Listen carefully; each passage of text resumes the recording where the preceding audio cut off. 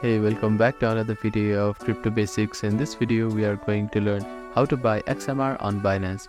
To buy Monero, which is XMR on Binance, follow these steps. Visit Binance website and log into your account.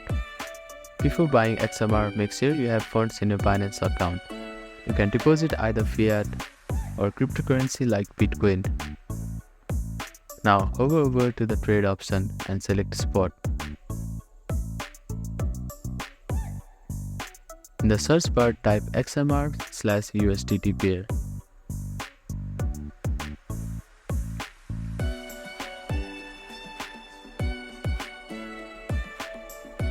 And click on it. You can select the market order and the limit order. After confirming your order, market order will be executed immediately. For limit order, you'll remain in the order book until the price is paid. Once your order is filled, XMR will be available in your Binance wallet. Go to your wallet and fiat and spot to see your XMR balance. You should now have XMR in Binance account. Thank you for watching this video. Please don't forget to like, share and subscribe to our channel and comment down if you have any queries.